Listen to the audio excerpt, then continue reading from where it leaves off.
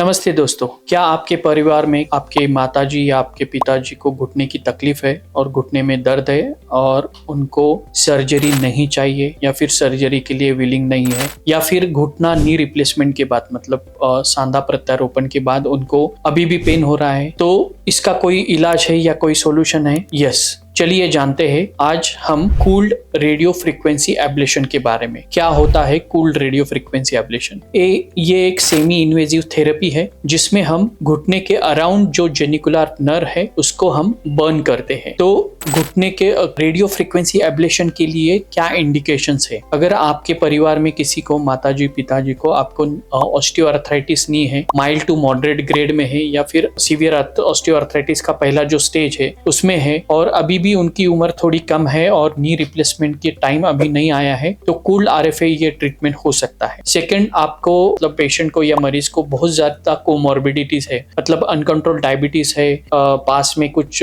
Heart का operation हुआ है, बाईपास का ऑपरेशन हुआ है, ब्लड थिनर पे है, इसमें भी हम कूल्ड आरएफए ट्रीटमेंट का इस्तेमाल कर सकते हैं। और नी रिप्लेसमेंट हुआ है और नी रिप्लेसमेंट के 2-3 महीने के बाद भी पेन, सीवियर पेन है, कंसिस्टेंट पेन है, तो हम कूल्ड आरएफए ट्रीटमेंट में क्या करते हैं? एक रेडियो फ्रीक्वेंसी एब्लेटर और प्रोब रहता है जिसे सियाम गाइडेड हम घुटने के अंदर जो घुटने को नर्व सप्लाई करने वाली जो नर्व रहती है जिसे हम जेनिकुलर नर्व कहते हैं, तो उसको हम रेडियो फ्रीक्वेंसी के द्वारा बर्न करते हैं और कूल्ड के वजह से उसका जो एरिया है वो बढ़ जाता है, तो जिसके कारण जो नर्व सप्लाई करने वाली, जिसके कारण जो नर्व के वजह से पेन होता है उसको ही हम एब्लेट कर देते हैं या उसको बर्न कर देते हैं रेडियो फ्रीक्वेंसी के माध्यम से। तो इससे क्या होता है, जो आपका जो पेन पाथवे है, जो के वजह से आपको पेन की जानकारी आपके ब्रेन को मिलती है, या जो पेन पाथवे है वो ब्रेक हो जाता है और उससे पेन कम हो जाता है। इसका असर कितने देर तक रहता है? काफी सारे महीनों तक और वर्षों तक इसका असर रहता है। बहुत सारे पेशेंट, लिटरेचर में 70 से 80% लोगों को इसका अच्छा रिजल्ट पाया गया है, जिसका रिजल्ट 6 महीने से लेके